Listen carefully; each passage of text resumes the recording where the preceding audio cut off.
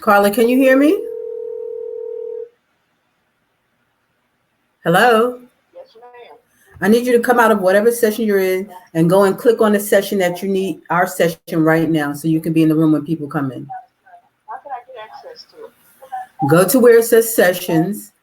Yeah. When you see Oh, I did that earlier. when you see our session, click on it and you'll come in the room with us.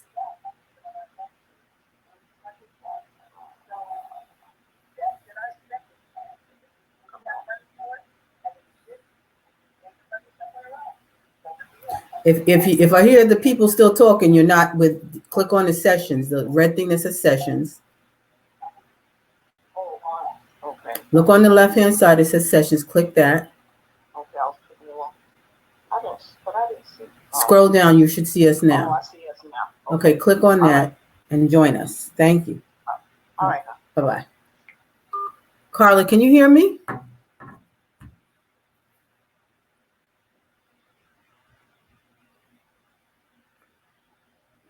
Carla, can you hear me?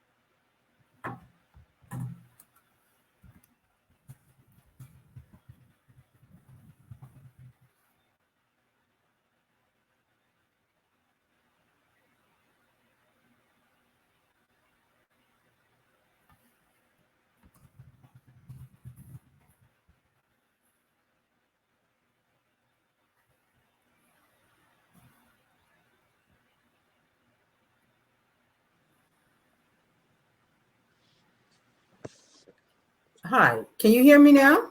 Can you? Yes. Okay, I can hear you. Okay, I couldn't hear you a minute ago. I can hear you now and I can see you perfectly. Okay. So we're supposed to, let me do this. Okay. Let me see where she's at.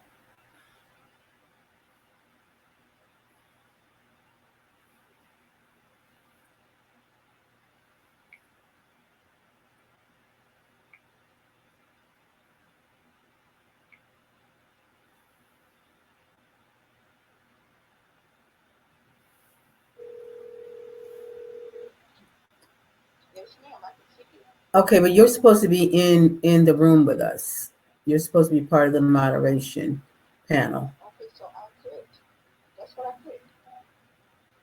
You clicked on and you didn't Okay, I need to moderate. Okay, I need to click that too. do your what? I see something in the corner said moderation panel. I am there. Okay, click that and see what happens.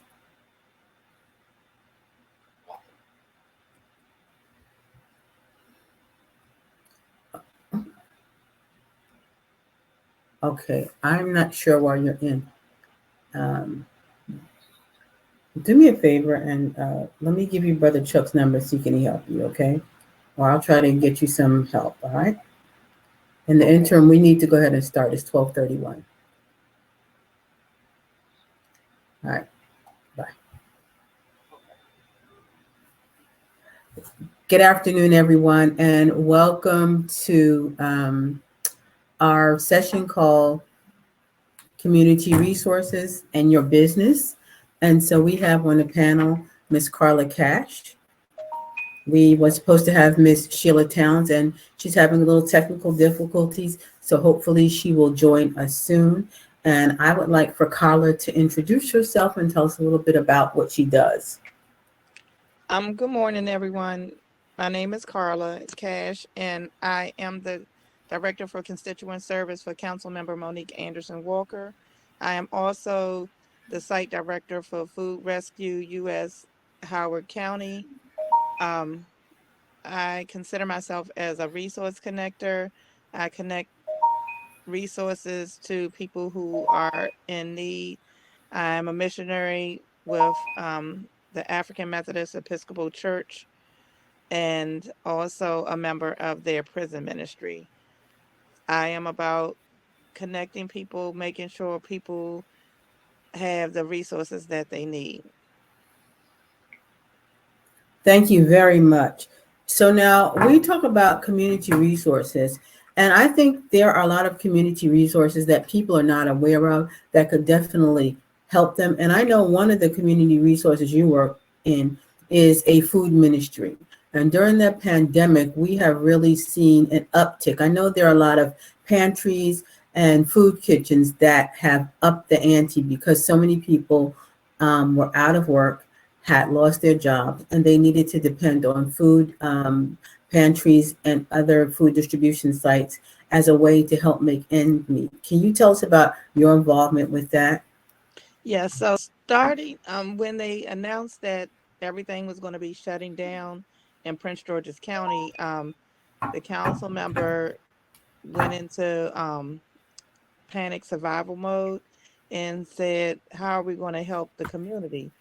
And we made a list of things that we thought that the community might be in need of as it related to resources.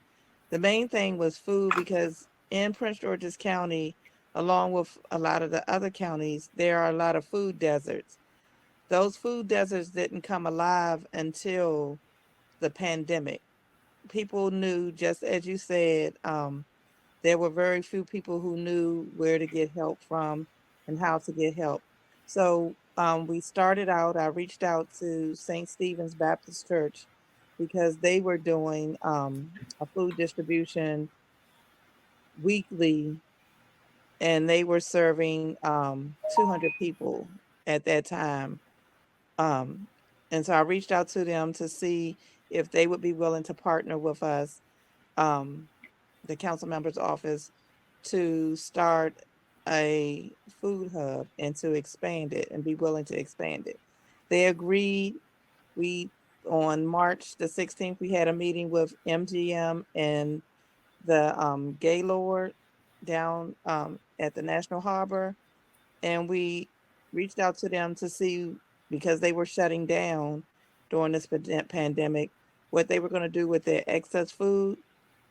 And the Gaylord um, made arrangements not only with the council member, but with some other faith-based and community-based organizations, and they split their food amongst us, and we were able to give it out during the first food hub, which was at St. Stephen's.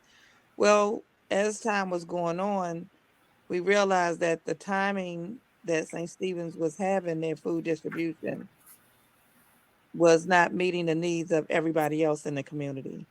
And then also everybody in District 8, which is the district that I served in under Councilmember Monique Anderson Walker, the district is huge. It goes from in front of Andrews Air Force Base in Suitland down to Accokeek, Maryland, over to DC line in Eastover, and also over to the DC line off of Branch Avenue.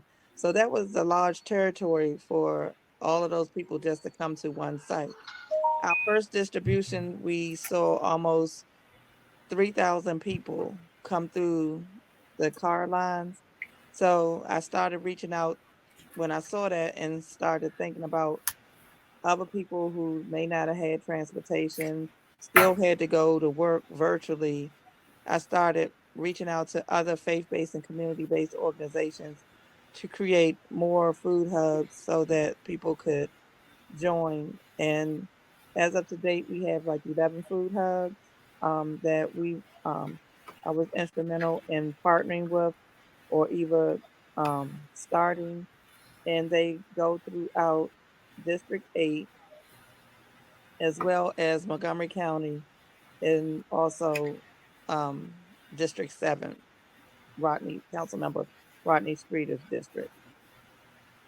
Thank you. Now, I noticed you also sent me at one point a list of, I think it was called Operation Warm Nights, where you asked churches to be a part of an initiative to help homeless individuals, that the church would be able to open their doors and allow some homeless individuals to spend the night, especially when the nights are really cold. Can you elaborate a little bit on that?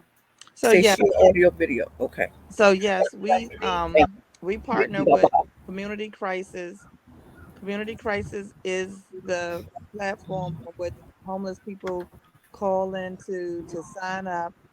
They call in to register because they have to do an assessment on them, and then they go out throughout the winter. It used to only be um, a certain time of the year to March, from I think like August or September to March. And then now it's all year round because so many people are impacted by homelessness. So what they do is the churches would sign up to take a week. And during that week, the churches will provide activities, they will provide food, they will provide several different programs for the people who were enrolled in the warm nights. And they had a track A and a track B. We were doing it at Reed Temple A.M.E. Church in Glendale. And during our week, we would offer prayer, we would offer haircuts, we would offer um, beauty spa, like nails and toes done. We did resume boot camps where we actually had we taught the people how to do their resume, and then we would do mock interviews. We provided food. Because there were diversity in the people that was there, we tried to do it by theme nights. So like one night would be Mexican night, one night might be Italian night, one night might be soul food night. So, we just made it so that any resources that our church offered, we would include the recipients that were being staying with us for a week. And we also they attended Bible study.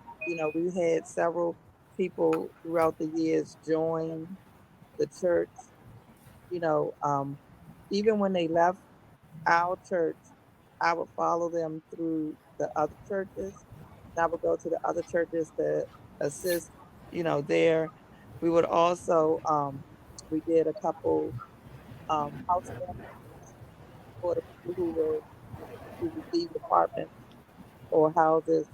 So it's a really good program. When the pandemic started, caused a lot of challenges for the program because the churches were now closed.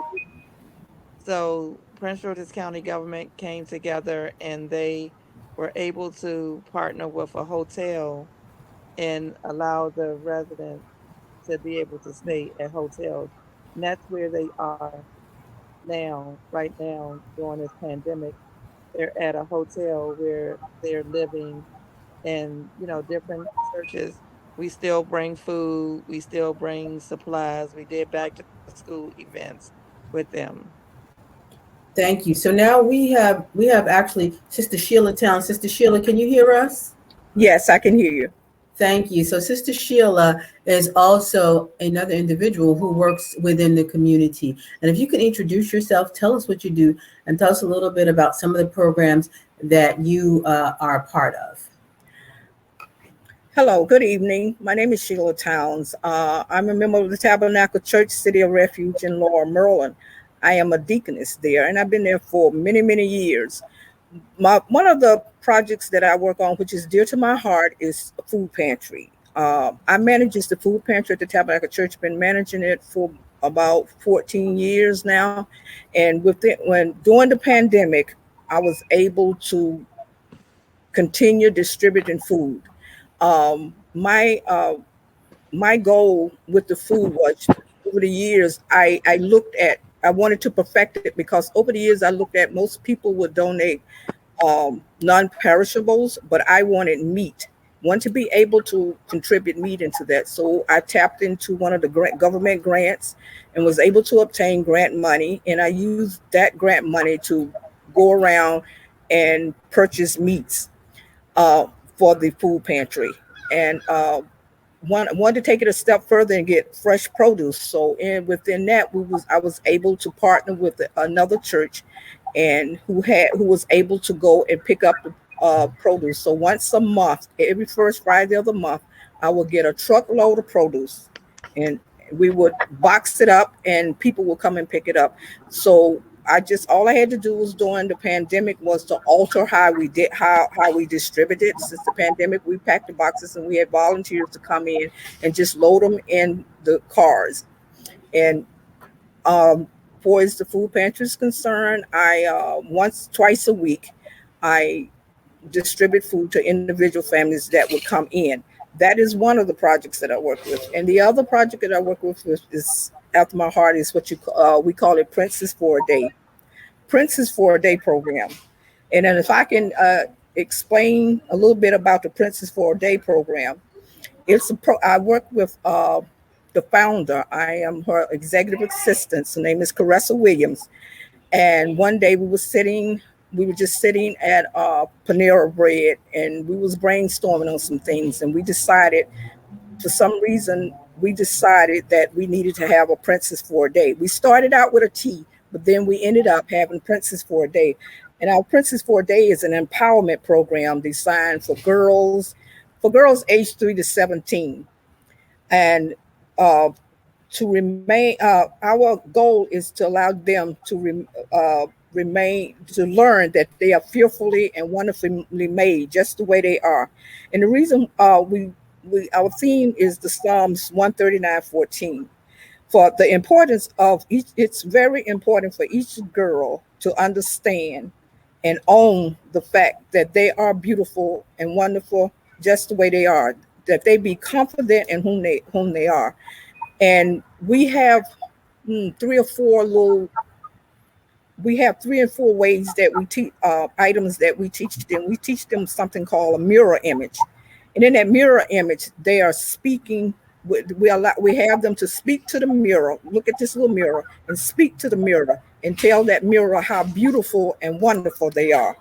One of the other areas that we teach them is etiquette. We want them to be able to go out to any type of restaurant, 5-star restaurants, and be able to know what tools, the right food to use, and the right way to conduct themselves. And then we have another element that we use is poise. We teach them poise, how to properly conduct themselves while they are out. And we also have resources. And one of the resources for the etiquette piece is we partner with different vendors. And one of the vendors for the etiquette piece was Ritz-Carlton. We had an opportunity to take about 15 young ladies to Ritz-Carlton so they can practice the things that they have learned. And then we have another avenue which we teach them is public speaking. We are connected with different radio stations, and we teach the girls public speaking so that they will be confident and that they will boldly be able to express what the program has done for them. And our program is based in Maryland. And over the last few years, we have expanded to Hampton Roads, Charlottesville, and Raleigh, North Carolina. And these programs has been featured on ABC, NBC, and CBS. And we use those to provide community exposure. And some of the princes gets the opportunity to be interviewed on these different television stations too. So everything that we teaches them, we provide experience, because we always say opportunity and exposure is very important. And during this process, we realize we need partners. And the relationship that we have with our partners is that Princess for a Day seek partners. We get partners that understand the importance of the program and the long-term impact the program will have on each child. And our partners, we expect for our partners to offer vital services, such as they'll give us locations for rehearsals, space for rehearsals, and financial support and volunteering. Because our goal is that the program The program's main goal is for the girls to internalize their self-worth and recognize that they are all different, yet all amazing, and can develop and become anything they want to be. Now, one might ask, why? Why a program like Princess for a Day?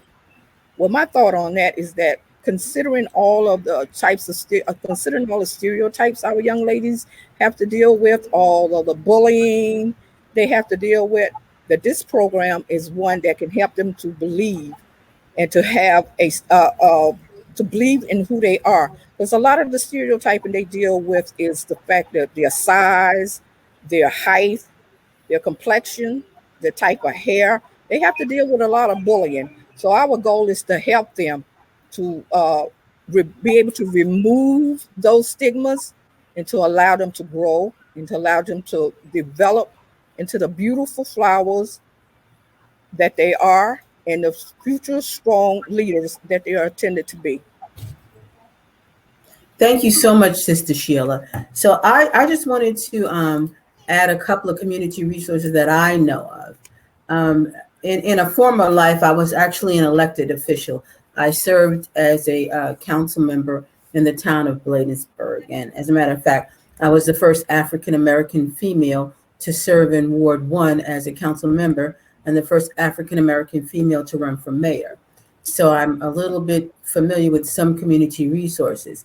And one of the things I definitely wanted to tell people is that a lot of people are always looking for scholarships. I know people will come to me and say, hey, where can I get some money for my kids to go to college? A lot of the politicians, they have scholarship money, especially on a county council level, on your Yes. state level. You can go and look for some monies to put individuals into colleges. And Carla Cash, you work for a county council member, and I know you might have a little bit more information on where someone can go if they were possibly looking for a scholarship for their child. Yeah, so the delegates for the state of Maryland, delegate in our district, Delegate Jay Walker, Delegate Chris Valderrama, and Delegate Veronica Turner also offer scholarships. The council member has partnered with several nonprofits that do scholarships that she supports the nonprofits. She's big on education. She's big on exposure for our young people.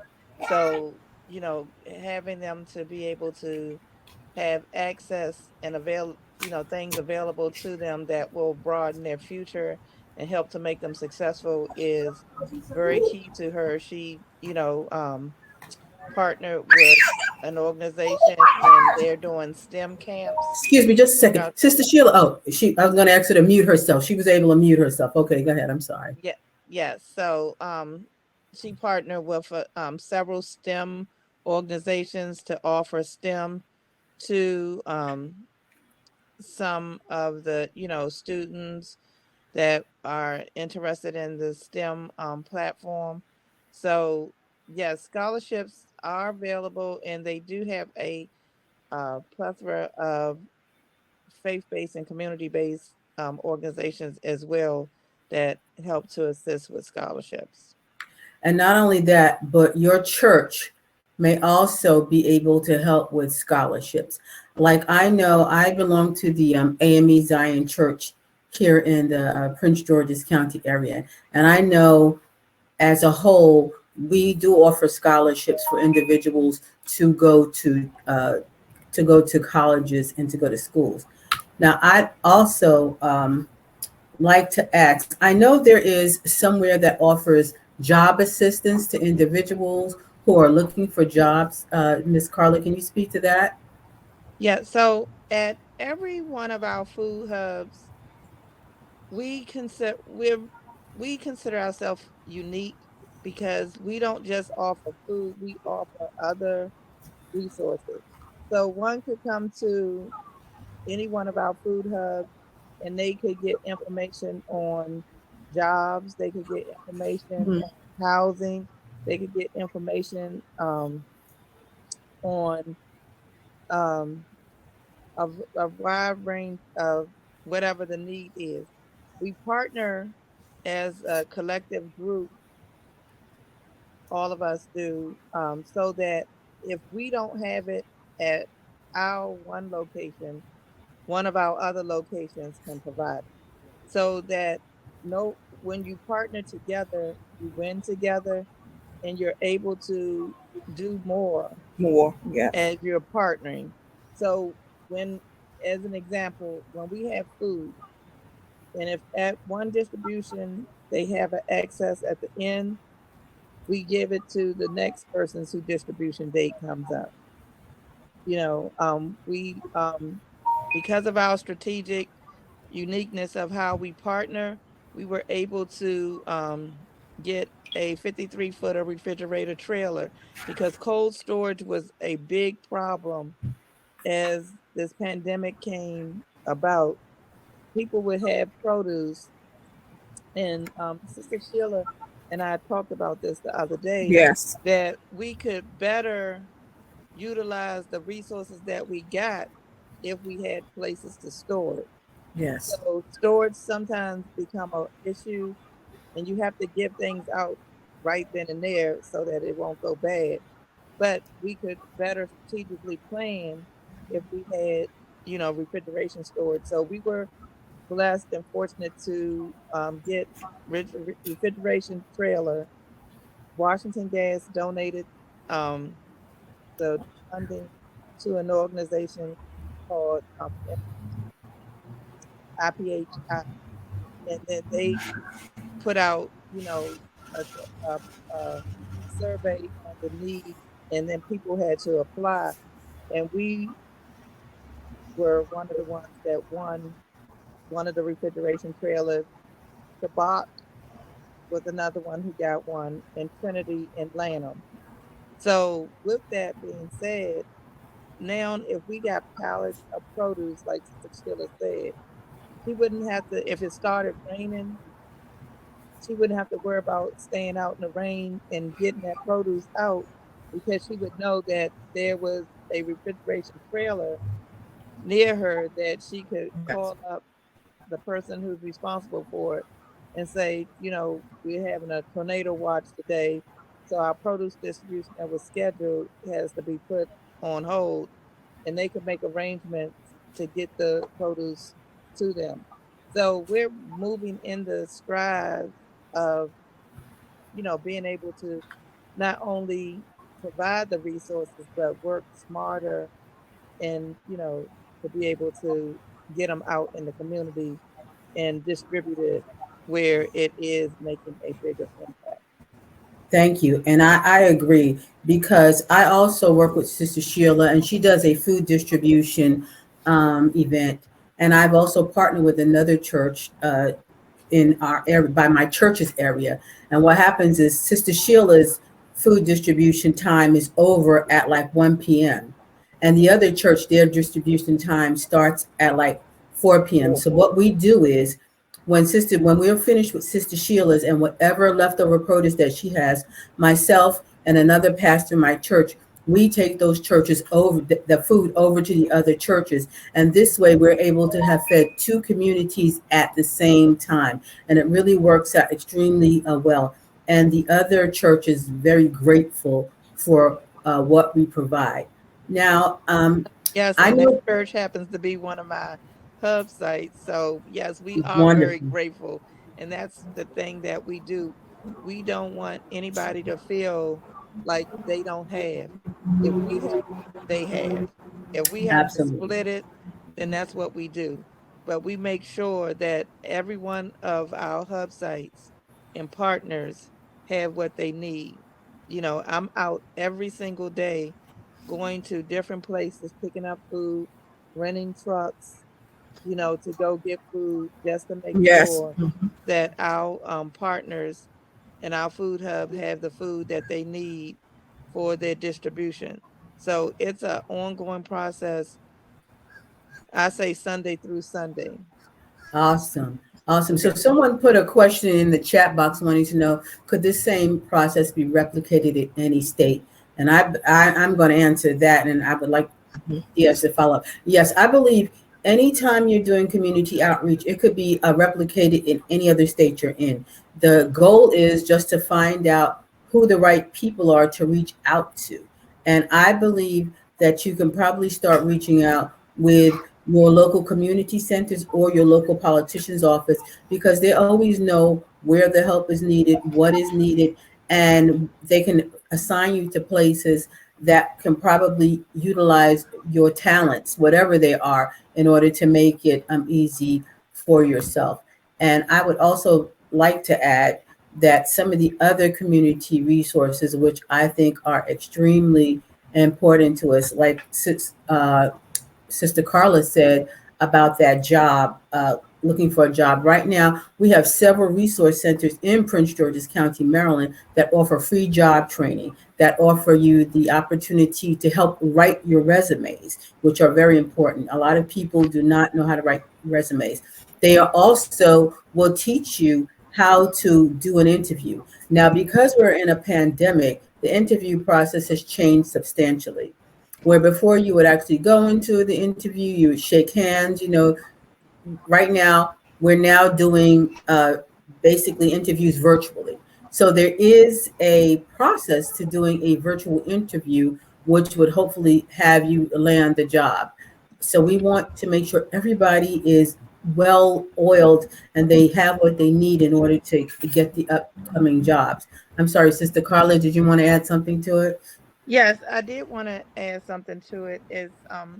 That's a wonderful question because that is what happened to me. So now, like I said, I work for the council member for District 8, but other churches reached out to me to ask me to assist them with starting. So I was putting my information in the chat. So if you did need help, and I actually went to, I don't know if people are familiar with the NACO conference. I met with some council members in other states, and they've reached out to me to assist them with helping get started their food hubs and their food resource connection. So that is what we like to do. We like to duplicate because the more we duplicate, the more people we can help to serve. Thank you. So Sister, Yeah, I go like ahead, Sister Sheila, yes. Starting out. One thing I know is about the partner when you to work with you to come and donate. They need to know your passion. They need to know that you're really serious about this thing, and the way you articulate to them need to reveal all that. Then one of the other things is that when you start up, when you get these partners, it's always good to give back to them and inundate them with pictures. Everything that whatever they've donated to contribute to, that they input out.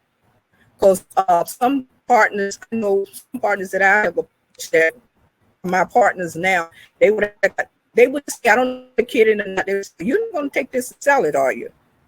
Like, no. So I make sure the pictures and videos and everything go back to, and then I acknowledge the fact that this is what I'm giving out, and this is the partner that donated it. So it's very important to give the recognition back to them and let them know, let them see your passion for whatever it is that you're doing. Thank you. And also, I was just involved along with Sister Carla. We just did a backpack giveaway. So those are other community resources because we know that as school time has approached, a lot of our children went back to school here in Maryland, and a lot of families were at a shortage for school supplies. So we actually did a backpack giveaway. We partnered up with Councilmember Walker's office. We counseled up with District 7 Police Department, and we were and the federally employed women, and we were able to service over 200 families with backpacks. Another thing that I used to do when we were able to like touch each other or be part of each other, I used to do a prom dress giveaway where I worked with different organizations and I collected prom dresses because folks, the price of prom dresses for young people and tuxedos are extremely expensive.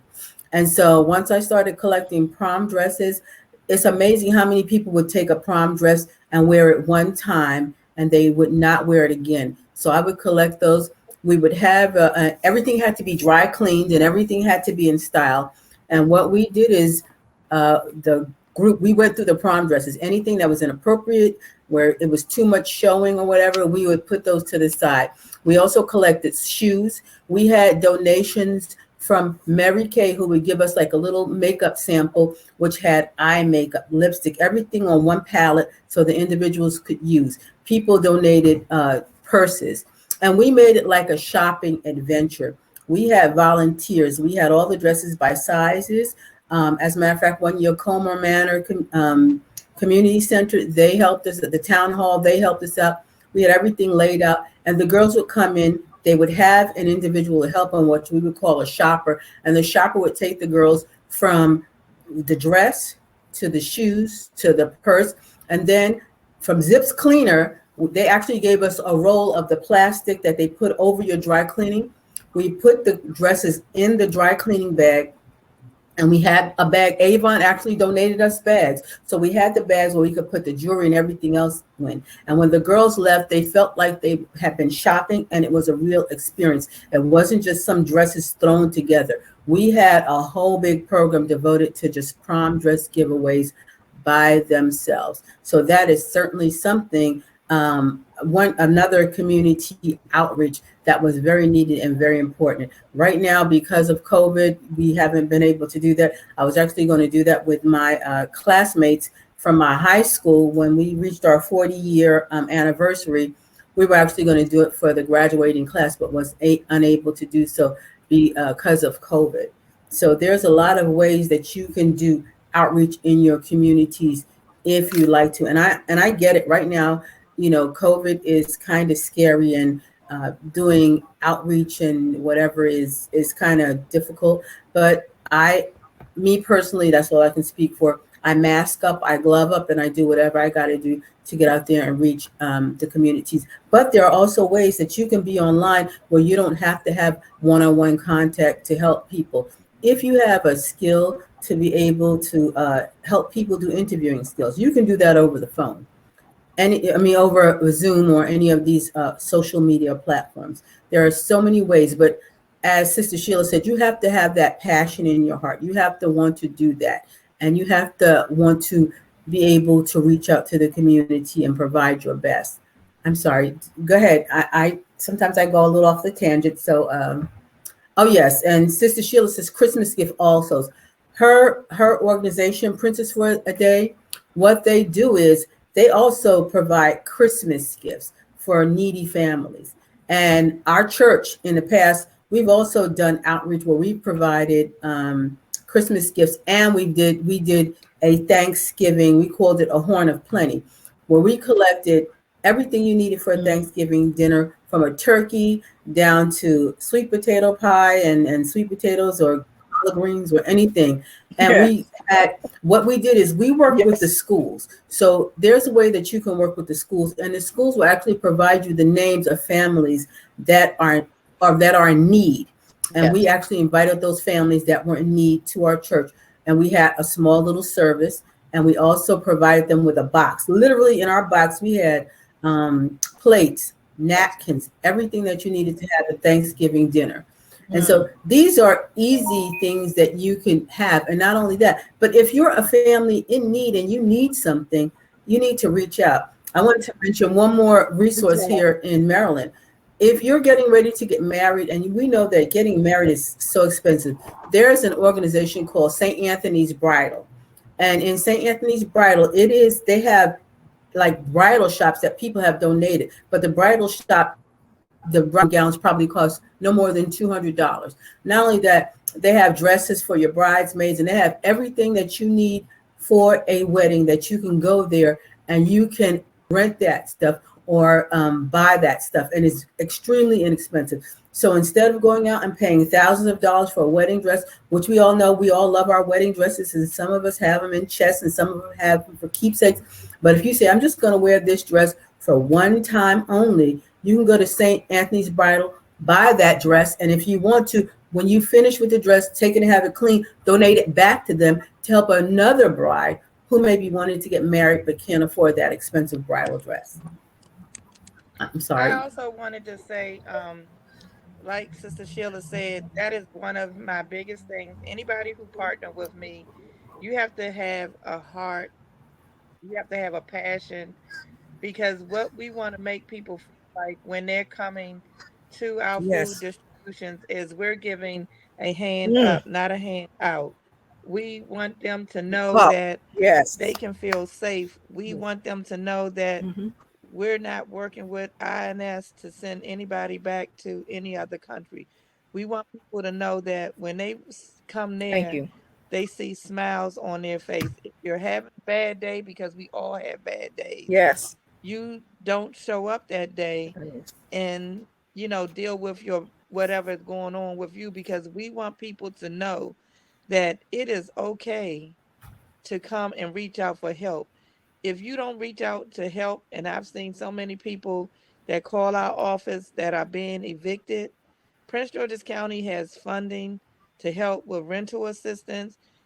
If there's nothing that this pandemic has done, it has brought people together. It has made people to be able to shake trees and find money where there's money that they said they didn't have in budgets. And so Yeah. I Mm. say all that to say is, when somebody's going through something, we should be making them feel and show love, so that when they go through their cycle of trouble, then they're able to want to come back and give back to other people based on what they've been through. And we have a lot of people who come back and they help us they volunteer to help with the food distributions. They help volunteer with the backpack events. We're getting ready to do a Faith in Blue, which is the police department and the faith-based community is getting together. We're doing 2 walks, one on in with District 4 Police Station, Prince George's County Police Station. We're asking and encouraging all of the faith-based community to come out on October the 9th down in Eastover with District 4 Police Station. We're walking from Southern Avenue down to Eastover Shopping Center, trying to take back our streets, trying to show the young people that, you know, they don't have to go through the world of crime. We also are doing it with District 7 Police Station on Sunday, October the 10th at Fort Washington Baptist Church. We're doing a walk as well. And at the end of it, we're going to have a cookout at both of these locations. We're going to have the COVID vaccine places there. We have other vendors that are going to be participating. We just want them to know that they are loved and that Well, we can also come together and there are resources out there. Okay, thank you, ladies. Unfortunately, we are out of time, but I would like to thank both of you for your indulgence. Thank you for your information. And I'm going to piggyback last thing on what Sister Carla said is that there are vaccinations being taking place everywhere. Whatever your preference is, whether you would like to get one, we have vax vans that come around that come to your neighborhood and they will give you a vaccination. And there are churches that are holding vaccination events all the time. So ladies, I would like to thank you for your help. I have to hop in to the next panel that I'm working with today, but I would like to thank you for taking the time out to do this. And Sister Carla, Sister Sheila, I will be definitely in touch with you. And thank you so much for your wisdom and your help today. Have a great day and enjoy the rest of the sessions. Thank Okay, you. thank you. thank you All very right. much. Mhm. It's been a pleasure.